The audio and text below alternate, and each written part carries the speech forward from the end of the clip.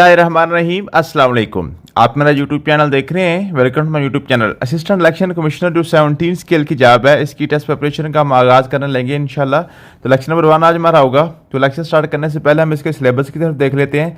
Syllabus में आपकी 10 number की इंग्लिश है, 10 नंबर की इस्लामियात है, 10 नंबर का करंट अफेयर है, 10 नंबर का पाकिस्तान अफेयर है जिसको मुताल्लिक़ पाकिस्तान भी कहते हैं, 10 नंबर का जनरल नॉलेज आपको आना है, 10 नंबर का IQ इंटेलिजेंस का आपका टेस्ट होना है और 15 नंबर का आप कॉन्स्टिट्यूशन ऑफ पाकिस्तान मीन के 1973 का जो आपके पास कॉन्स्टिट्यूशन है, जो पाकिस्तान का आइन है, वो हमने पढ़ना है। और 20 नंबर का आपका इलेक्शन एक्ट 2017 वाला, ठीक है जी। 2017 का इलेक्शन एक्ट जो है वो आपका 20 नंबर का आएगा। तो सबसे ज़्यादा वेटेज आपके इलेक्शन एक्ट 2017 की ही है, ठीक है जी। इसी से हम इसको स्टार्ट करते हैं। तो इलेक्शन नंबर 1 आज हम स्टार्ट करते हैं। तो ये जो आपका इलेक्शन एक्ट है इसी को ही हम स्टार्ट करेंगे, ठीक है जी। इलेक्शन नंबर 1 में सबसे पहले हम देख लेते हैं इलेक्शन एक्ट।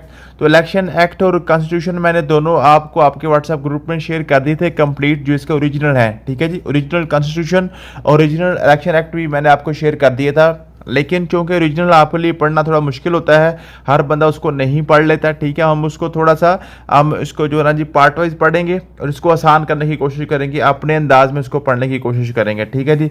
ये आपके पास इलेक्शन एक्ट पढ़ा हुआ है, ठीक है जी। तो सबसे पहले हमने पढ़ना है जी, ये जो आपके पास इलेक्शन एक्ट है इसमें हम इसको पार्ट वाइज करने की कोशिश करेंगे, ठीक है। तो इसमें 2-3 डेफिनेशन जो इंपॉर्टेंट होती हैं पेपर में आप पूछ लेता है, वो सबसे पहले आपके पास आता है जी एक्ट और ऑर्डिनेंस में फ़र्क, ये भी क्वेश्चन पूछ लेता है वो। उसके बाद फिर आपके पास अमेंडमेंट्स होती हैं। इलेक्शन एक्ट 2017 में जो 5 अमेंडमेंट्स हो चुकी हैं, मीन के जो 5 किस्म की तब्दीलियाँ की गई हैं मुख्तलिफ औकात में, उनके वाले से क्वेश्चन पूछ लेता है, ठीक है जी। वो आपके पास क्या है जी, और उसके जो मीन की जो तरमीम होती हैं, ठीक है। तो वो आपसे पूछ सकता है कि जनाब इलेक्शन एक्ट की जो पहली तरमीम थी कब हुई थी और उसमें क्या हुआ था, क्या चेंजेस की गई थी, दूसरी तरमीम कब हुई थी, तीसरी चौथी पांचवी तक ये तरमीम कब हुई थी, ठीक है। ये हम इंशाल्लाह कवर करने की कोशिश करेंगे। उसके बाद हमारे पास प्री टेस्ट क्वेश्चन हैं। प्री टेस्ट क्वेश्चन से क्या मुराद है, मतलब यह है कि हमने पहले कुछ क्वेश्चन यहाँ पे मैंने बनाए हैं ताकि आप पहले क्वेश्चन को पढ़ें। जब आप पहले क्वेश्चन को पढ़ेंगे ना, क्योंकि ये क्वेश्चन जब आप देखेंगे तो आपको आंसर श्योरली नहीं आता होगा, ठीक है। जब इसका आप क्वेश्चन पढ़ेंगे आपको इसका आंसर नहीं आता होगा, लेकिन जब ये क्वेश्चन पढ़ने के बाद फिर आप इसको जो अपना जो है जो एक्ट पढ़ेंगे ना, तो साथ ही आपको क्लिक हो जाएगा। फॉर एग्जाम्पल आपके पास क्या है जी, what is the act number assign to the election act 2017 के इलेक्शन एक्ट को कौन सा नंबर अलाट किया गया था। नीचे इसके ये 4 ऑप्शन आपको दिए गए हैं, ठीक है। तो अब आपको यहाँ पे नहीं पता होगा इसका कौन सा नंबर है, लेकिन जैसे ही आप नीचे इसका इलेक्शन एक्ट पढ़ेंगे ना, अभी हम आज पढ़ेंगे, ठीक है। जैसे आप इसको पढ़ेंगे तो आपके नज़र से जैसे ही ये वाला नंबर आपके सामने नजरों से गुजरेगा ना, तो आपको फौरी आपके माइंड में क्लिक होगा कि जनाब ये जो नंबर है इसको मैंने याद करना है, क्योंकि ये जो नंबर है पेपर में पूछा गया है, ठीक है। ये पेपर में पूछा गया है, ठीक है। इसलिए मैंने क्वेश्चन आपके पहले ऐड कर दिए हैं ताकि पहले आप क्वेश्चन को पढ़ लें। तो जब आप क्वेश्चन को पहले पढ़ने के बाद फिर आप अपना जो एक्ट है इसको रीड आउट करेंगे, तो फिर आपको जो भी इंपॉर्टेंट बातें जहां जहां पे भी आपको नजर आएंगी, आपको फौरी माइंड में क्लिक होगा, जनाब ये जो बात है ये मैंने याद करनी है, ये बात मेरी इंपॉर्टेंट है, इसको मैंने छोड़ना नहीं है। इसलिए हम पहले क्वेश्चन को पढ़ लेते हैं, ठीक है। क्वेश्चन को पढ़ने के बाद फिर हम अपना लेक्चर आज हम पढ़ेंगे, ठीक है। नीचे जो हमने इसका चैप्टर पढ़ना है, ठीक है। तो सबसे पहले आपने याद कर लेना जो आपके पास इलेक्शन एक्ट है, उसके बाद टोटल आपके पास 15 चैप्टर हैं, ठीक है जी। 15 चैप्टर्स आपके पास हैं इलेक्शन एक्ट के, ठीक है जी। ये आपने इसका बात पहले क्लियर कर ली। उसके बाद ये जो इलेक्शन एक्ट है, ये जो इलेक्शन है आपके पास एक्ट है, ये ऑर्डिनेंस नहीं है। अब एक्ट और ऑर्डिनेंस में क्या फर्क होता है, ये भी क्वेश्चन पूछ लेता बार बार। अब एक्ट क्या होता है जी, एक्ट आपके पास होता है मजलिस शुरा से पास होता है। एक्ट का मतलब मजलिस शुरा हम कहते हैं, पाकिस्तान की 2 असेंबलियां हैं, एक आपके पास नेशनल असेंबली और एक आपके पास सेनेट ऑफ पाकिस्तान है। सेनेट ऑफ पाकिस्तान को हम अपर हाउस भी कहते हैं, ठीक है जी। सेनेट ऑफ पाकिस्तान को हम क्या कहते हैं जी, अपर हाउस कहते हैं, और नेशनल असेंबली को हम लोअर हाउस कहते हैं। अपर हाउस और उसको हम कहते हैं जी लोअर हाउस, ठीक है जी। उसको हम लोअर हाउस कहते हैं, अवाने जेरी और ईवाने बाला, ठीक है। तो जो आपका जो कानून साजी है नेशनल असेंबली और सेनेट ऑफ पाकिस्तान से मंजूरी के बाद फिर सदर साहब के दस्तखत होते हैं, प्रेसिडेंट ऑफ पाकिस्तान उसको दस्तखत करता है, उसको हम कहते हैं जी एक्ट, उसको हम एक्ट कहते हैं। और वो कानून जो आपकी नेशनल असेंबली और सेनेट ऑफ पाकिस्तान की मंजूरी के बगैर डायरेक्ट ही सदर साहब जारी कर देते हैं, उसको हम कहते हैं ऑर्डिनेंस। उसको हम क्या कहते हैं, ऑर्डिनेंस। जो आपका एक्ट होता है, एक्ट जनाब आपका परमानेंट लेजिस्लेशन होती है, ये मुस्तकिल आपके पास कानून साजी होती है। लेकिन जो आपके पास ऑर्डिनेंस होता है ये अर्जेंट मैटर्स के लिए होता है, ये सिर्फ 120 दिन के लिए होता है। 120 दिन के अंदर अंदर इसको नेशनल असेंबली और सेनेट ऑफ पाकिस्तान से मंजूर करवाना पड़ता है, अगर ना करवाएं तो फिर ये ऑटोमेटिक खत्म हो जाता है, ठीक है जी। और जो आपके पास है जी एक्ट है, एक्ट को ख़त्म करने के लिए दोबारा आपको नेशनल असेंबली और सेनेट ऑफ पाकिस्तान से जनाब दोबारा उसकी कैंसलेशन की आपके जो ना उसकी कानून साजी करनी पड़ती है। लेकिन जो ऑर्डिनेंस होता है, जो आपके पास ऑर्डिनेंस है, ऑर्डिनेंस को कैंसिल करने के लिए किसी किस्म की कोई आपको सेनेट ऑफ पाकिस्तान और नेशनल असेंबली में किसी किस्म के कानून साजी की जरूरत नहीं होती, बल्कि 120 दिन के बाद ये ऑटोमेटिक ही खत्म हो जाता है। ठीक है जी। अगर इसकी मंजूरी ले ली जाए तो फिर खत्म नहीं होता, अगर मंजूरी ना हो तो 120 दिन के अंदर अंदर ये ऑटोमेटिक खत्म हो जाएगा। ठीक है जी। ये एक्ट और ऑर्डिनेंस में फर्क मुझे उम्मीद है कि आपको समझ आ गई होगी। एक्ट जो होता है वो असेंबली में बहस होती है, उसमें तमाम वोटिंग होती है, वोटिंग के बाद जनाब एक्ट को बनाया जाता है, और जो ऑर्डिनेंस जो है वो सदर साहब डायरेक्ट ही जारी कर देते हैं। ठीक है जी। उसमें किसी किस्म की वोटिंग वगैरह नहीं होती। ये आपके पास बात क्लियर होगी। उसके बाद अमेंडमेंट्स इलेक्शन एक्ट है, जो आज हमने इलेक्शन एक्ट को पढ़ना है। इस इलेक्शन एक्ट 2017 के बाद अभी तक 8 साल हो गए हैं, 2025 आपके पास अभी चल रहा है। इसमें 5 किस्म की अमेंडमेंट्स हो चुकी हैं, 5 किस्म की तरामीम, 5 किस्म की चेंजिंग हो चुकी हैं। ठीक है जी। सबसे पहले जो चेंज हुई थी वो आपके पास इमरान खान साहब ने 2019 में की थी। पहली अमेंडमेंट में क्या हुआ था जनाब, उसमें क्या था, जो ट्रांसजेंडर्स हैं ना, जो ट्रांसजेंडर्स हैं, जो शीमेल्स हैं, ठीक है जी, उनको जनाब वोट का हक दिया गया था। ठीक है जी। और उसके बाद 2021 में हुई थी अमेंडमेंट। ठीक है जी। जून 2021 में हुई थी। उसमें आप क्या क्या किया था जी, जो आपके पास जो है ओवरसीज लोग हैं ना, जो बैरून मुल्क पाकिस्तानी हैं, उनको वोट का हक दिया गया था। फिर दोबारा 2021 में हुई थी। ठीक है जी। एक आपके पास जो अमेंडमेंट है 2019 में हुई है, 2 दफ़ा 2021 में हुई है, और 2 दफ़ा ही 2023 में हुई है। ठीक है। इस तरीके से आप इसकी 5 अमेंडमेंट्स याद कर सकते हैं। नवंबर 2021 में क्या हुआ था जी, आपके पास जो ईवीएम इलेक्ट्रॉनिक वोटिंग मशीन, जो इलेक्ट्रॉनिक वोटिंग मशीन थी ना जी, उसको जनाब किया गया था कि इलेक्ट्रॉनिक वोटिंग मशीन के जरिए से हम वोटिंग करवाएंगे, इलेक्शन हुआ करेगा। ठीक है जी। लेकिन जुलाई 2023 में क्या हुआ था, इलेक्ट्रॉनिक वोटिंग मशीन को क्या कहता है, रिपील कर दिया गया था, खत्म कर दिया गया, दोबारा उसको कैंसिल कर दिया गया था कि जनाब जो इलेक्ट्रॉनिक वोटिंग मशीन है उसके जरिए नहीं आपका होगा, बल्कि इलेक्शन हमारा जो पुराना तरीका है, जो रवायती तरीका है, बैलेट पेपर के जरिए से, जो आपको पर्ची होती है, पर्ची के जरिए से ही आपका इलेक्शन होगा। ठीक है जी। और उसके बाद अगस्त 2023 में दोबारा अमेंडमेंट हुई थी। उसमें कुछ न्यू आपके पास जो ना जी डेफिनेशन ऐड की गई थी, एक्रीडेटेड का मतलब होता है आपके पास जो पावर है ना इलेक्शन कमीशन को दी गई थी। और एसेट्स जो ना, एसेट जो आपके पास जो भी बंदा इलेक्शन लड़ रहा होता है उसके एसेट्स के वाले से अमेंडमेंट की गई थी कि जनाब उसके जो एसेट्स हैं, बाजू पहले क्या होता था कि जो आपके पास है, जो बंदा इलेक्शन लड़ रहा होता था, वो अपने जो असासे हैं वो अपने रिश्तेदारों के नाम मुंतकिल कर देता था, यूँ उसके अपने असासे ज़ाहिर नहीं होते थे। अब इसमें ये अमेंडमेंट की गई थी कि जनाब जो रिश्तेदारों के जो असासे होंगे ना, जो उसके बच्चों के होंगे, बीवी के होंगे, या जो उसके वालिदैन वगैरह के होंगे, वो भी उसी के ही असासे जनाब शो होंगे। ठीक है जी। बच्चे, बीवी, ये नीचे आपके पास है, बड़ी डिटेल के साथ इसके साथ आएगा। ठीक है जी। तो ये उसकी कुछ अमेंडमेंट्स ये आपने याद कर लेनी है। ठीक है। मुझे उम्मीद है कि आपको इस बात की समझ आ गई होगी। उसके बाद प्री टेस्ट क्वेश्चन को हम पढ़ लेते हैं। सबसे पहला क्वेश्चन है जी, what is the official title of legislation pass on 2 अक्टूबर 2017। 2 अक्टूबर 2017 को जनाब कौन सी लेजिस्लेशन पास हुई थी, ये आपने 4 ऑप्शन पढ़ लेने हैं। What is the act number assign to election act, election act का नंबर क्या है, ये आपने देख लेना है। When did the president of Pakistan give assent to election act 2017, election act 2017 को जनाब प्रेसिडेंट ऑफ पाकिस्तान ने कब पास किया था। ठीक है जी। What is the main purpose of election act 2017, election act 2017 का मेन पर्पज क्या था। ठीक है जी। Under which parliamentary authority was election act 2017 pass, 2017 का जो इलेक्शन एक्ट है वो जनाब किस पार्लियामेंट्री अथॉरिटी ने इसको पास किया था। ठीक है जी। Which institution publish the election act, election act को जनाब किस इंस्टीट्यूशन ने पब्लिश किया था। ठीक है जी। इलेक्शन एक्ट 2017 जो ना ये उसका एम क्या था, उसका मकसद क्या था। ठीक है। ये हमने देखना है। All the act also address matters that are dash to the conduct of election. ठीक है जी। इलेक्शन की कंडक्शन के अलावा और कौन से मैटर्स जो है वो इलेक्शन एक्ट जो है वो एड्रेस करता है। What documents number was sign to the notification of this act, जो आपके पास एक्ट है उसको जनाब आपका जो डायरी नंबर था वो कौन सा लगा था, जो डॉक्यूमेंट नंबर उसका क्या लगाया गया था। ठीक है। ये आपने देख लेना है। उसके बाद आपके पास जी according to the election act 2017 who is considered as आलिम, आलिम किसको कहते हैं। ठीक है जी। आलिम जो है, आलिम की डेफिनेशन इलेक्शन एक्ट में क्या दी गई है, नीचे पढ़ेंगे तो आपको समझ आ जाएगी। ठीक है। अभी जस्ट आप क्वेश्चन अपने माइंड में रखते जाएं कि कौन कौन से क्वेश्चन पूछे गए हैं। जब हम उसको डिटेल से पढ़ेंगे नीचे एक्ट को जाके तो आपको ये बातें आपके माइंड में क्लिक कर देंगे, जनाब ये जो क्वेश्चन मुझे ऑलरेडी पूछा जा चुका है, इसको मैंने याद करना है। आगे आपके पास आ गया जी, what does accredited mean under election act 2017, election act 2017 के मुताबिक एक्रीडेटेड का क्या मतलब है। ठीक है। नीचे पढ़ेंगे आपको समझ आ जाएगी। What does applicable local government law are refer to, to, ठीक है। लोकल गवर्नमेंट लॉ जो है उसका जनाब क्या मतलब है, टर्न असेंबली का क्या मतलब है, ठीक है जी। What is considered as asset, asset से क्या मुराद है, ठीक है जी। बाई इलेक्शन से क्या मुराद है, कैंडिडेट से क्या मुराद है, कोड से क्या मुराद होता है, कमीशन से क्या मुराद होता है, कमिश्नर से क्या मुराद है, ठीक है जी। और कॉन्स्टिट्यूंसीज का क्या मतलब है, कॉन्स्टिट्यूशन का क्या मतलब है, कंटेस्टिंग कैंडिडेट का क्या मतलब है, इलेक्शन एजेंट का क्या मतलब है, ठीक है जी। इलेक्शन एक्सपेंसेस का क्या मतलब है, इलेक्टोरल एरिया का क्या मतलब होता है, ठीक है जी। और जनाब इलेक्टोरल एरिया को कौन डिटरमाइन करता है, ठीक है जी। इलेक्शन ऑब्जर्वर का क्या मतलब होता है, ठीक है जी। इलेक्शन ऑफिशियल का क्या मतलब होता है, ठीक है जी। इलेक्शन प्रोग्राम का क्या मतलब होता है, इलेक्टोरल रोल का क्या मतलब होता है, ठीक है। फॉर्म का क्या मतलब होता है, गवर्नमेंट का क्या मतलब होता है, ठीक है जी। उसको यूटिलिटी एक्सपेंसेस का क्या मतलब होता है, ठीक है जी।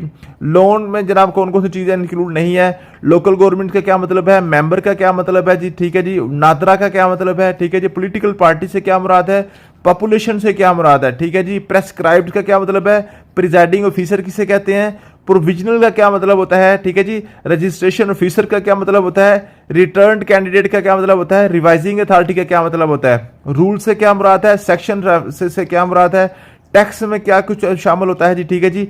टेक्नोक्रेट का क्या मतलब होता है, ठीक है जी। और उसके बाद आपका what was the major feature of election amendment act 2021, 2021 की जो अमेंडमेंट्स है उसमें कौन सी फीचर हुई थी, ठीक है। 2021 में जो आपकी अमेंडमेंट्स हुई थी उसमें क्या कुछ हुआ था, which amendment have the election commission of Pakistan the authority to announce election date. तो किस अमेंडमेंट ने जनाब इलेक्शन कमीशन को इलेक्शन डेट को अनाउंस करने की अथॉरिटी दी थी, ठीक है जी। डेफिनेशन ऑफ एक्रीडेटेड का क्या मतलब है, what which amendment replace the use of electronic voting machine and internet voting, ठीक है जी। किसने रिपील किया था ईवीएम मीन के इलेक्ट्रॉनिक वोटिंग मशीन को खत्म किया, कौन सी इलेक्शन एक्ट अमेंडमेंट ने किया था, ये आपने देखना था, ये ऊपर हम पढ़ आए हैं, ठीक है जी। What was the key reform introduced in election amendment act 2019, 2019 में कौन सी जनाब इसमें अमेंडमेंट की गई थी। ये कुछ क्वेश्चन थे, मुझे उम्मीद है कि आपने ये क्वेश्चन नोट कर लिए होंगे, ठीक है जी। जो मैंने आपके नोट्स आपके व्हाट्सएप ग्रुप में शेयर कर दिए थे, ठीक है। तो अब आपने देखना है कि ये जो आपने क्वेश्चन ऊपर पढ़े हैं वो आपने यहाँ से इनके आंसर्स ढूंढ रहे हैं। जब इन तमाम क्वेश्चंस के आप आंसर ढूंढ लेंगे तो समझे आपका ये चैप्टर आपका क्लियर हो जाएगा, आपका चैप्टर ये तैयार हो जाएगा। अब चलते हैं जी आप आज के लेक्चर की तरफ। सबसे पहले हमने देखना है जी, ये आपके पास है जी, ये आपके पास है जी 2 अक्टूबर 2017 को जनाब ये आपका इलेक्शन एक्ट आया था इस्लामाबाद में, जनाब ये यहाँ से पब्लिश हुआ था, ठीक है जी। उसके बाद इसको नंबर दिया गया था F22 27 और 2017 लेजिस्लेशन, ठीक है जी। जो लेजिस्लेशन का रजिस्टर है नेशनल असेंबली ऑफ पाकिस्तान में, उसका जो डायरी नंबर था ये लगाया गया था इसको F22, उसके बाद ब्रैकेट में 27 और 2017, ठीक है। ये आपके पास लेजिस्लेशन के रजिस्टर के अंदर इसको नंबर लगाया गया था, ठीक है जी। Following act of Majlis Shura parliament received assent of president. अब ये जो आपके पास एक्ट है ये मजलिस शूरा ने जनाब किया था, इसको मंजूर किया था पार्लियामेंट ने। पार्लियामेंट में दो चीजें आती हैं, मजलिस शूरा मीन्स के नेशनल असेंबली और सेनेट ऑफ पाकिस्तान, इन दोनों को मिलाकर हम मजलिस शूरा उर्दू में कहते हैं, इंग्लिश में इसको पार्लियामेंट कहते हैं, ठीक है जी। और इसको जनाब प्रेसिडेंट ऑफ पाकिस्तान ने क्या किया था, 2 अक्टूबर 2017 को इसको क्या किया था, मंजूर किया था, ठीक है जी। तो पार्लियामेंट ने जनाब इसको तजवीज़ किया था और सदर साहब ने इसको मंजूर किया था और 2 अक्टूबर 2017 को सदर साहब ने इसके ऊपर दस्तखत कर दिए थे। तो यूं ये जनाब आपका एक्ट जो है ना वो कानून बन गया था, ठीक है जी। और इसको पब्लिश कर दिया था नेशनल असेंबली के लेजिस्लेशन रजिस्टर ने, ठीक है जी। और ये जो एक्ट था, एक्ट आपके पास 33वां एक्ट था, 33 आपके पास 33rd एक्ट था 2017 का, 2017 का 33वां एक्ट जो है आपके पास यहाँ पे ये था। तो ये आपके पास ये सारी बातें मुझे उम्मीद है कि आपको समझ आ रही होंगी। ये सारे क्वेश्चन आपने ऊपर जो पढ़े हैं उनके आंसर आपको यहाँ से ढूंढने होंगे। मैंने उनके आंसर साथ नहीं लगाए क्योंकि अगर मैं इनके साथ आंसर भी मेंशन कर दे दूंगा तो फिर आपका काम खत्म हो जाएगा, फिर आपको याद नहीं होगा। तो आपने क्या करना है, यहाँ पे नीचे इसको जो लेक्चर को आपने तवज्जो से सुनना है, साथ साथ सुनते सुनते आपको ऊपर सारे क्वेश्चन आपके क्लियर हो जाएंगे। जब आपके सारे क्वेश्चन क्लियर हो जाएंगे तो आप समझे आपका चैप्टर जो है ना आपका तैयार हो गया, ठीक है जी। उसके बाद अब आपके पास चैप्टर नंबर 1 है। अब जो हमारा चैप्टर नंबर 1 है वो ये प्रीलिमिनरी है। जो प्रीलिमिनरी जो होता है इसमें इब्तिदाइया मीन्स की इब्तिदाइया है, ठीक है। अब इब्तिदाइया में क्या कुछ होता है जी, शार्ट टाइटल होगा, एक्सटेंट होगा और कमेंसमेंट होगा। अब शार्ट टाइटल इसका क्या है जी, इसका जो टाइटल है इलेक्शन एक्ट 2017, इसका ये टाइटल है इलेक्शन एक्ट 2017, ठीक है। ये आपने याद कर लिया। जो आपके पास इलेक्शन एक्ट है उसका जो टाइटल है वो इलेक्शन एक्ट 2017 होगा, ठीक है जी। अब इलेक्शन के टाइटल के वाले से 2-3 ऑप्शन आपको दे देगा, ठीक है, ऊपर आपको उसने दिए भी हुए ऑप्शन, उसमें से आपने जो लिखा हुआ ना इलेक्शन एक्ट 2017, ठीक है जी, उसमें इलेक्शन एक्ट भी कर देगा, इलेक्ट्रॉनिक्स एक्ट कर देगा, द इलेक्शन एक्ट कर देगा, मीन के उसमें अल्फाज की हेरा फेरी करेगा। तो आपने सिर्फ ये तीनों लफ्ज याद करने हैं, इलेक्शन एक्ट 2017, ठीक है जी, ये इसका टाइटल होगा। ठीक है जी, ये आप extend to the whole of Pakistan, पूरे पाकिस्तान के ऊपर ये नाफिजुल अमल होगा। ठीक है जी, इसकी जो एक्सटेंशन है पूरे पाकिस्तान के ऊपर है, ये किसी सूबे या किसी कुछ कोई भी जो एरिया इससे एग्जाम्प्टेड नहीं है, इसके एक्सक्लूड नहीं है, सारे के सारे एरियाज के ऊपर ये लागू होगा। ठीक है, पूरे पाकिस्तान के ऊपर। फिर आपके पास it shall come into force at once, ठीक है, जिसको जो कमेंसमेंट है ये जो आपके पास होगा ये लागू फौरी हो जाएगा। 2 अक्टूबर 2017 को ही ये लागू हो गया था। ठीक है जी, उसके बाद फिर आपके पास आता है डेफिनेशन। अब इसमें कुछ डेफिनेशन हैं जो इस एक्ट में इस्तेमाल होंगी, आगे जाके वो सिर्फ वो डेफिनेशन का नाम ही लिखेगा, सारी डेफिनेशन आपको नहीं करेगा। मीन्स के जब भी ये सारे एक्ट में वो वाला लफ्ज आपके सामने आएगा तो आप समझ लेंगे ये किस बंदे की बात हो रही है, किस चीज की बात हो रही है। ठीक है, इसमें सबसे पहले जो आपके पास डेफिनेशन वो है आलिम की। आलिम किसे कहते हैं?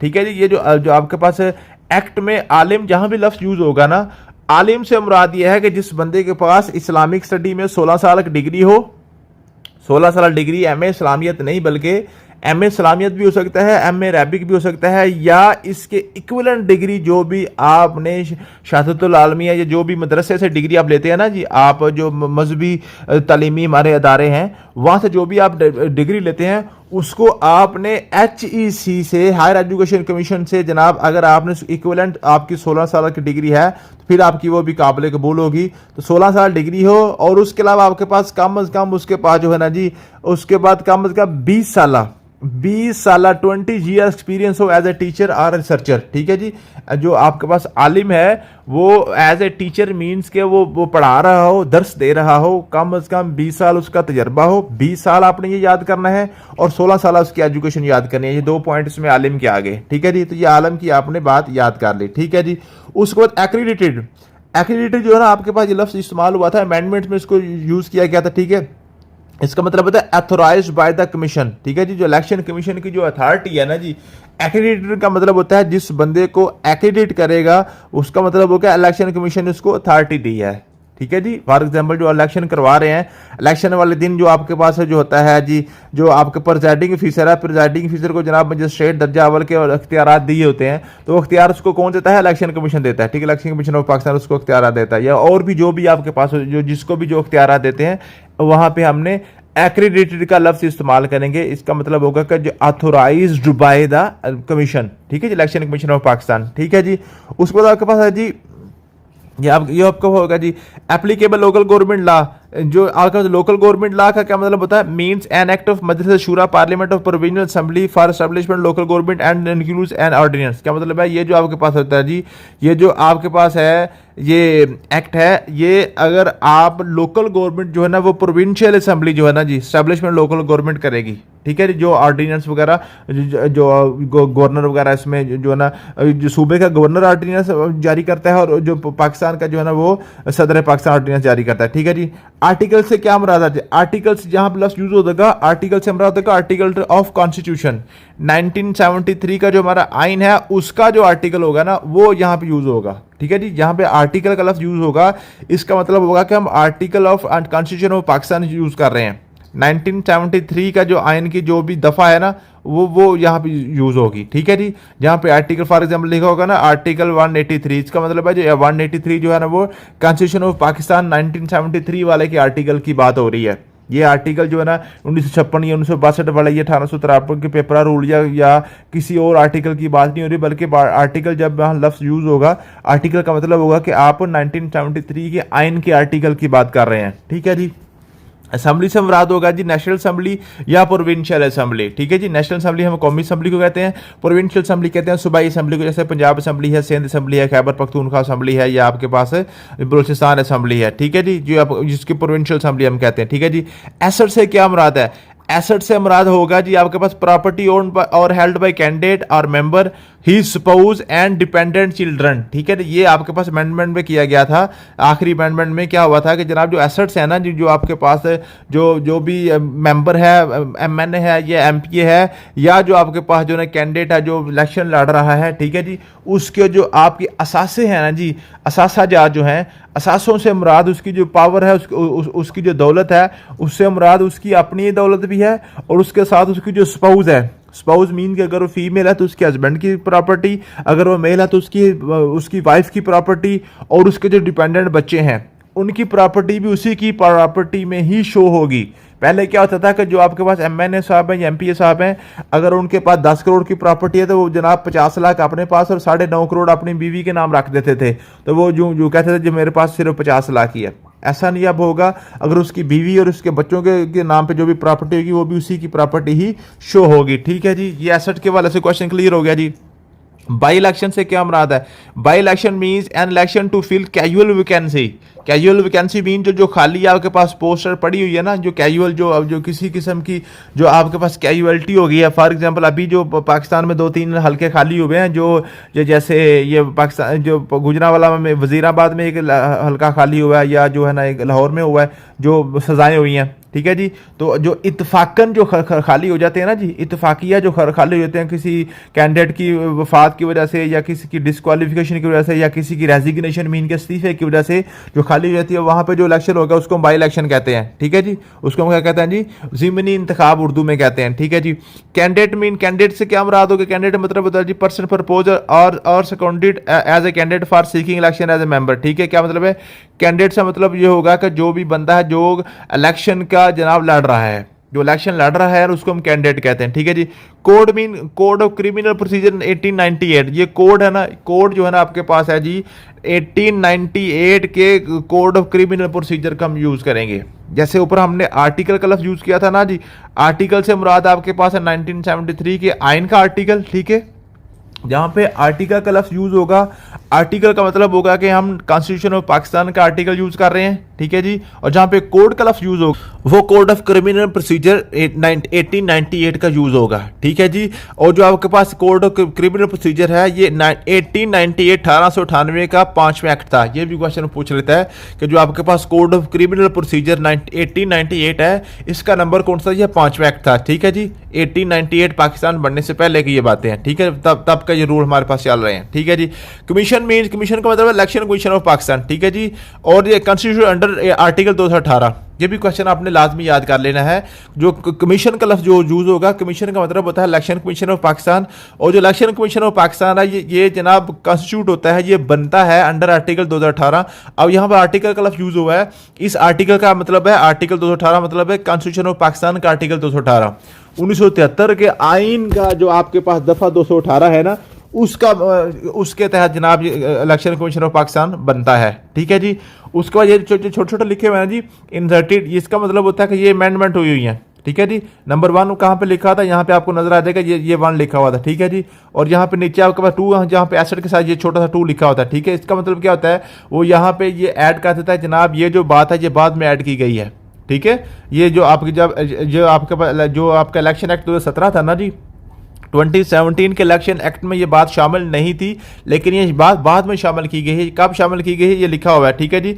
Inserted by election second amendment 2023 की जो दूसरी अमेंडमेंट हुई है ना, टोटल मैंने आपको बताया था 5 अमेंडमेंट्स हो चुकी हैं। एक 19 में हुई थी, 2 21 में हुई थी और 2 23 में हुई थी। ठीक है जी। जो 23 में जो सेकंड अमेंडमेंट हुई है उसमें जनाब ये लफ्ज ये भी जो लाइन ऐड कर दी गई थी, इसमें जनाब जो एसेट्स हैं वो बच्चे और बीवी के भी उस बंदे के ही शुमार किए जाएंगे। ठीक है जी।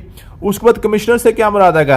कमिश्नर से मुराद है chief election commissioner of Pakistan. ठीक है जी। Chief election commissioner of Pakistan, इस वक्त जो chief election commissioner of Pakistan है उसका नाम भी आपने याद करना है। ठीक है जी। और इस टाइम जो चीफ इलेक्शन कमिश्नर है वो यहाँ पे कोई भी नहीं है, एक्टिंग चीफ इलेक्शन कमिश्नर हमारे पास चल रहा है, क्योंकि ये जो हमारे पास चीफ इलेक्शन कमिश्नर साहब हैं इनका जनाब मुद्दत ऑलरेडी पूरी हो चुकी है। इनकी मुद्दत ऑलरेडी पूरी हो चुकी है, ठीक है जी। और ये जो आपके पास चीफ इलेक्शन कमिश्नर है, ये आर्टिकल 213 के तहत इसको अपॉइंट किया जाता है, और जो एक्टिंग चीफ इलेक्शन कमिश्नर होता है वो 2217 के तहत इसको अपॉइंट किया जाता है, ठीक है जी। आर्टिकल 217 के तहत किया जाता है, ठीक है जी। तो ये आपने याद कर लेना है, ठीक है जी। मुझे उम्मीद है कि आपको समझ आ गई होगी। जो आपके पास इलेक्शन कमीशन है, इलेक्शन कमीशन आपके पास 218 के तहत इसको जनाब अपॉइंट किया जाता है, समझने के भर्ती किया जाता है। तो चीफ इलेक्शन कमिश्नर होता है वो 213 के तहत होता है, जो एक्टिंग चीफ इलेक्शन कमिश्नर होता है वो 217 के तहत इसको हम अपॉइंट करते हैं, ठीक है जी। ये आपके पास हो गया। उसके बाद आपके पास आ गया जी कॉन्स्टिट्यूएंसी मींस, कॉन्स्टिट्यूएंसी का मतलब होता है आपके पास है जी constituency delimited under this act. Constitution को कहते हैं हल्का को, ठीक है जी। हल्का जो होता है, हल्का वो कौन सा होगा जो इस एक्ट के तहत बनेगा, उसको हम हल्का कहेंगे, कॉन्स्टिट्यूएंसी कहेंगे। कॉन्स्टिट्यूशन का क्या मतलब होगा? कॉन्स्टिट्यूशन का मतलब होगा constitution Islamic republic of Pakistan, इस्लामी जमहूरिया पाकिस्तान का जो कॉन्स्टिट्यूशन है, जो आइन है, वो उससे वो वाला आइन यहाँ से मुराद है, ठीक है जी। जहाँ पे आपको कॉन्स्टिट्यूशन का लफ्ज इस्तेमाल होगा इस आइन में, पूरे के पूरे आर्टिकल में, जो आपके पास जो एक्ट है जो 2017 का, उसके साथ जहां पे भी आपको कॉन्स्टिट्यूशन का लफ्ज इस्तेमाल होता नजर आएगा, तो कॉन्स्टिट्यूशन से मुराद होगा आपके पास कॉन्स्टिट्यूशन ऑफ पाकिस्तान, ठीक है जी। तो पाकिस्तान का जो कॉन्स्टिट्यूशन 1973 वाला इस वक्त चल रहा है, ठीक है जी। कंटेस्टिंग कैंडिडेट से क्या मुराद होगा जी? Validly nominated candidate who has not withdrawn his candidation, ठीक है जी। वो कंटेस्टिंग कैंडिडेट वो होता है जो जिसने अपने जो अपने कागजात नामजदगी है वापस नहीं लेते। कुछ लोग ऐसे होते हैं जो अपने कागजात नामजदगी तो जमा तो कराते हैं, ठीक है जी, लेकिन इलेक्शन डेट से पहले वो अपने कागजात वापस भी ले लेते हैं। अभी आपने सेनेट ऑफ पाकिस्तान के इलेक्शन में देखा होगा कि पीटीआई की तरफ से 5 लोगों ने अपने कागजात नामजदगी जमा करवाए थे, लेकिन वहां से 4 ने वापस ले लिए थे, ठीक है। जो बंदा वापस ले लेता है वो कंटेस्टिंग कैंडिडेट नहीं होता। कंटेस्टिंग कैंडिडेट वो होता है जो अपना इलेक्शन लड़ रहा होता है, अपने कागजात जमा करवाने से वो आप कैंडिडेट होगा, लेकिन जब अगर वो अपने कागजात वापस ले लेता है, इसका मतलब है कि वो कंटेस्टिंग कैंडिडेट नहीं है, मीन के वो कंटेस्ट नहीं कर रहा इलेक्शन, उसने छोड़ दिया है, उसने अपना इलेक्शन छोड़ दिया है। उसके बाद आपके पास इलेक्शन एजेंट। इलेक्शन एजेंट से क्या मुराद है जी? Election agent means a person appointed by candidate and as his election agent under this act and where no such appointment is made the candidate acting is his own election agent. क्या मतलब है? जो election agent होता है ना जी, वो जो candidate है वो कैंडिडेट उसको अपॉइंट करता है। जो आपके पास जहाँ पे जो पोलिंग स्टेशन होता है, पोलिंग स्टेशन के ऊपर जो कैंडिडेट है अपना किसी एक बंदे को नॉमिनेट करता है कि जनाब ये जो बंदा है ये मुझे रिप्रेजेंट करेगा, यहाँ पे ये मेरे वोटर सपोर्टर्स को जनाब ये ख्याल रखेगा, ये यहाँ पे मेरी तरफ से गवाह होगा, ठीक है जी। अगर वो किसी एजेंट को वहाँ पे पॉइंट नहीं करता तो वो खुद उसका अपना एजेंट वहाँ पे वो बन सकता है, ठीक है। वो खुद अपना एजेंट वहाँ पे कंसिडर होगा, ठीक है जी। उसके बाद आपके पास आ गया जी इलेक्शन एक्सपेंसिस। अब इलेक्शन एक्सपेंसिस से क्या मुराद है? जो खर्चा है। Election expenses means an expenditure incurred before, during and after election और payment made whether by way of gift, loan, advance, deposit और otherwise for the arrangement, conduct of benefit और कनेक्शन और with incidental election of candidate. क्या मतलब है? Election से पहले, election के दौरान या इलेक्शन के बाद, तीनों औकात में जो भी खर्चा करता है कैंडिडेट इलेक्शन के लिए, उसमें वो लोगों को गिफ्ट देता है, लोगों के ऊपर जहाँ कोई डिपॉजिट करवाता है, लोगों को कोई जनाब अपनी रैलियां वगैरह या जलसे जुलूस करता है या अपने स्टिकर बैनर्स वगैरह लगवाता है, वो सारे के सारे जो खर्चे जो है ना वो आपके पास है इलेक्शन एक्सपेंस में आएंगे, ठीक है जी। including expenditure or counter issuing circulars publication but does not include the deposit made under section 60 or 60 section 111, ठीक है जी। उसके बाद आपके पास आ गया जी इलेक्टोरल एरिया। इलेक्टोरल एरिया से क्या मुराद होगा जी? In rural areas a village और सेंसस ब्लॉक, ठीक है जी। जो इलेक्टोरल एरिया होता है मीन के वो कौन सा इलाका है जिसके अंदर वो जनाब इलेक्शन हो रहा है, जिसके जो वोट के जनाब एक कैंडिडेट जो है ना उसका हल्का कौन सा है, ठीक है जी। तो आपके पास अगर जी जो आपके पास रूरल एरिया होती है, जो देहात होती है, उसमें कोई एक गांव होता है या जो सेंसस बुक होती है, ठीक है। सेंसस ब्लॉक जो होता है ना जी, ब्लॉक जो आपके पास मरदमशुमारी का जो खाना शुमारी का ब्लॉक होता है उसको इलेक्टोरल एरिया कहते हैं, ठीक है जी। अर्बन में आपके पास होगा जी म्यूनिसिपल वार्ड होती है, ठीक है। ये सेंसस ब्लॉक होता है, ये आपके पास सेंसस जो भी होती है, ठीक है जी। तो हम क्या कहते हैं जी, आमतौर पे जो आपके पास देहाती इलाका होता है उसमें एक जो गांव होता है ना, गांव को ही इलेक्टोरल एरिया बना दिया जाता है और वहीं पे उसका इलेक्शन जो ना वहाँ पे होता है उसका वहीं पे पोलिंग बन जाता है, इलेक्शन का पोलिंग बन जाता है, ठीक है। लेकिन जो आपके पास होती है जो शहरों में म्यूनिसिपल वार्ड्स होती हैं, ठीक है जी, हर वार्ड का अलग अलग आपके पास इलेक्शन होता है, ठीक है जी। उसके बाद आपके पास हो गया जी जो है जी, ये नेक्स्ट आपके पास है election observer. Election observer means a person authorised by commission to observe the conduct of an election. ठीक है जी, इलेक्शन ऑब्जर्वर वो होगा जिसको इलेक्शन कमीशन जनाब क्या करेगा, अथॉरिटी करेगा जनाब, जहाँ वहाँ पे जाके आप इलेक्शन को ऑब्जर्व कर सकते हैं। ठीक है जी, उसको election official includes and officer और official of commission at district returning officer. अब ये जो आपके पास इलेक्शन ऑफिशियल्स है ना जी, इलेक्शन ऑफिशियल्स, उसमें आपके पास district returning officer, assistant returning officer, presiding officer, assistant presiding officer, polling officer, ये सारे के सारे हम क्या, इसको हम क्या कहते हैं, इलेक्शन ऑफिशियल्स कहते हैं। आपसे क्वेश्चन पूछ रहेगा जनाब इनमें से मुंदरजा ज़ैल में से कौन सा बंदा जो है इलेक्शन ऑफिशियल में शामिल नहीं है, तो इसमें आपके पास क्या होगा जी, ये जो सारे आपको दिए हुए हैं ना, ये सारे के सारे इलेक्शन ऑफिशियल्स हैं। उसके बाद जो इलेक्शन कमिश्नर है या जो ऊपर इलेक्शन कमीशन के जो बंदे हैं, जो आपके पास इलेक्शन ऑफिसर है, वो आपके पास इलेक्शन ऑफिशियल्स नहीं होते। इलेक्शन ऑफिशियल्स वो होते हैं जो अपने बाहर से लिए होते हैं। ठीक है, जैसे टीचर्स वगैरह को हम प्रिजाइडिंग ऑफिसर बना देते हैं, या जनाब किसी डिप्टी कमिश्नर साहब को जनाब रिटर्निंग ऑफिसर वगैरह बना देते हैं। ठीक है, ये सारे के सारे आपके इलेक्शन ऑफिशियल्स होते हैं। ठीक है जी, उसके बाद election programme mean election programme do notified by commission under this act. ठीक है जी, जो इलेक्शन कमीशन नोटिफाई करते हैं ना कि इलेक्शन का प्रोग्राम इस तरीके से चलेगा जनाब, फलान डेट को जनाब आपने इलेक्शन करवाना है, फलान डेट को आपने पेपर जमा कराना है, फलान डेट को रिजल्ट आएगा, ये सारे के सारे इलेक्शन प्रोग्राम होता है और जिसको नोटिफाई करता है इलेक्शन कमीशन ऑफ पाकिस्तान। ठीक है जी, उसके बाद इलेक्टोरल रोल आपके पास क्या होता है जी, वो आपके पास इलेक्ट्रो रोल होता है, वो पूरी की पूरी एक दस्तावेज होती है, एक डॉक्यूमेंट होता है जिसके अंदर तमाम आपके पास जो ना वोटर्स की लिस्ट होती है। ठीक है, जिसको इलेक्ट्रोल रोल कहते हैं। ठीक है जी, उसके बाद आपका होगा जी form mean a form appended to this act. ठीक है जी, इस एक्ट के तहत जो भी फॉर्म आपको मिलेगा उसको हम फॉर्म कहेंगे। ठीक है जी, इसमें फॉर्म 45 फॉर्म 47 का आपको आपने काफ़ी आचार आपने शोर सुना होगा, सारे के सारे फॉर्म होते हैं इलेक्शन के हवाले से। ठीक है जी, गवर्नमेंट का मतलब होता है जी फेडरल गवर्नमेंट, या आपके पास हो गया जी जो है जी प्रोविंशियल गवर्नमेंट या लोकल गवर्नमेंट। ठीक है, ये तीनों गवर्नमेंट्स के बाद आपके पास हो सकती है। ठीक है, उसके बाद आपके पास होगा जी government dues and utility expenses include rent, charges of rest houses, lodges and other accommodation owned by any government or body owned by controlled by government shall not include the government dues, utility expenses। क्या मतलब है कि जो government के dues हैं, जो government के अखराजात हैं, उसमें आपके पास होगा जी रेस्ट हाउसेज जो हम चार्ज वगैरह करते हैं,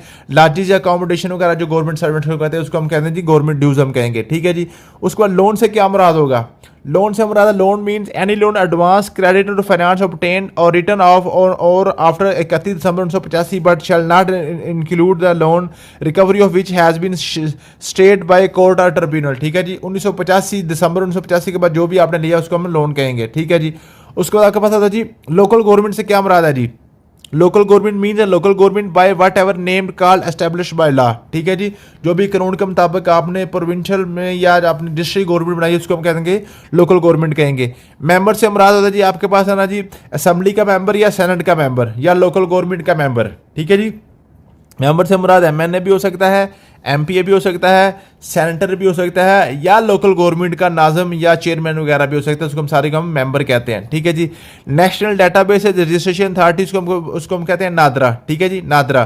ठीक है जी, तो नादरा का ऑर्डिनेंस जो है ना 2000 जो ये 8वां था 2000 का 8वां ऑर्डिनेंस के तहत नादरा बनाई गई थी। ठीक है जी, तो ये आपके पास नादरा का 2000 इसको इसकी आपकी अब्रिविएशन भी आ सकती है। ठीक है जी, Political party means an association of citizens or combination of group of such association formed within a view to propagating influencing political opinion and participating in election for any elective public office for membership of legislative body including an assembly, senate और local government। क्या मतलब है, political party से मुराद वो तमाम एक जनाब citizens की association है, कुछ शहरी मिलकर एक ग्रुप बना लें। ठीक है, जो एक कॉमन काज या कॉमन स्लोगन के ऊपर जनाब इलेक्शन लड़ते हैं, उसको हम कहते हैं जी पॉलिटिकल पार्टी। ठीक है जी, पॉपुलेशन से हम मुराद है population mean the population according to the last proceeding census official और पब्लिश, जो आपकी लास्ट मर्दमशुमारी हुई होती है ना जी, उस मर्दमशुमारी के मुताबिक जो आपकी पॉपुलेशन होती है, जो आपकी पब्लिश होती है, ऑफिशियली पब्लिश होती है, उसके मुताबिक उसकी पॉपुलेशन हमको कंसीडर करते हैं। फॉर एग्जाम्पल आपके पास जो है ये जो है मर्दमशुमारी के मुताबिक आपके शहर की आबादी इस वक्त आपके पास 24 लाख है। ठीक है जी, 24 लाख है।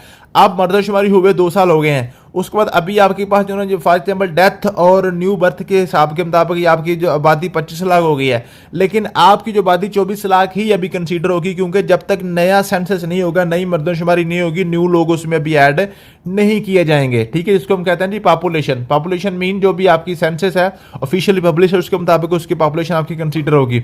Prescribed means prescribed by the rules. ठीक है जी, प्रेस्क्राइब्ड मीन का मतलब होता है कि जो आपके पास जो कानून के मुताबिक जिसको प्रेस्क्राइब किया गया है, वजाहत की गई, उसको हम प्रेस्क्राइब कहते हैं। ठीक है जी। प्रिजाइडिंग ऑफिसर से क्या मुराद होगा? Presiding officer appointed under this act for polling station and include and assistant presiding officer performing function of presiding officer. ठीक है जी। प्रिजाइडिंग ऑफिसर उनका कहते हैं जो पोलिंग स्टेशन के ऊपर अपने फराइज सर अंजाम देता है। ठीक है जी। Provisional mean unofficial and not final.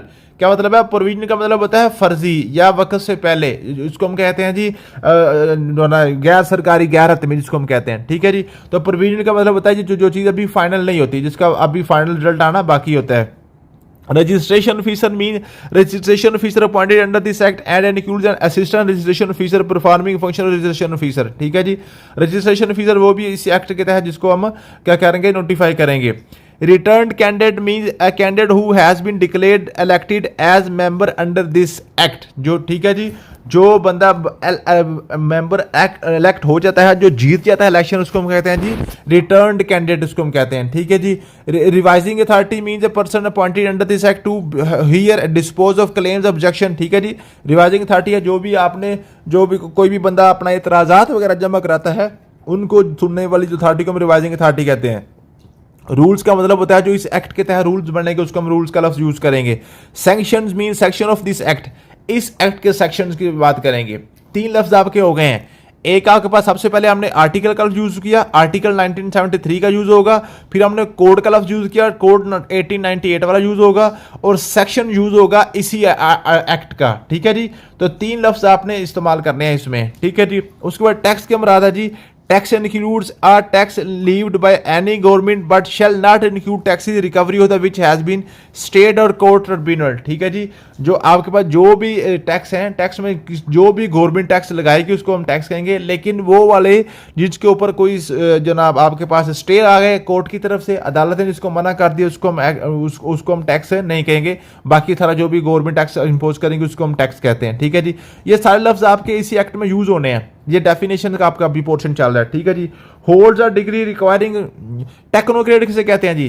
Technocrat का मतलब होता है ऐसा बंदा है जो जिसके पास कम से कम 16 साल डिग्री हो और उस फील्ड में जिस फील्ड का उसको टेक्नोक्रेट की सीट में आ रहा है। फॉर एग्जाम्पल आपने जो है ना जी जो सेनेट ऑफ पाकिस्तान में एक टेक्नोक्रेट की सीट होती है, उसको हम कहते हैं जी जो अब जो है जी यहाँ पे फाइनेंस का टेक्नोक्रेट। ठीक है जी।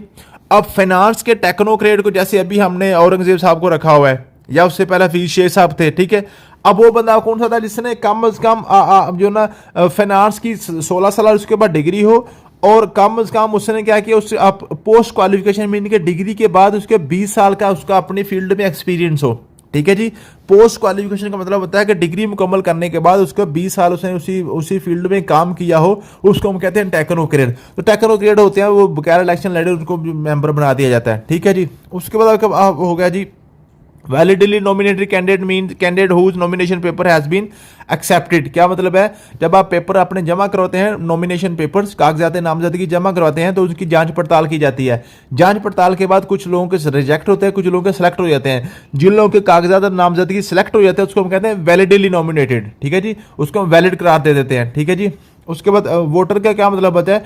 वोटर का मतलब है इन रिलेशन टू असेंबली और local government a person who is enrolled a voter on the electoral roll of N electoral area. क्या मतलब है? अब वोटर जो ना वोटर आपके पास जो ना वो आपके पास है जी 2 तरह के वोटर हैं। एक वोटर वो है जिसने एमपीए और एमएनए को वोट देना है या चेयरमैन को वोट देना है। ठीक है। वो आपके पाकिस्तान के शहरी हैं।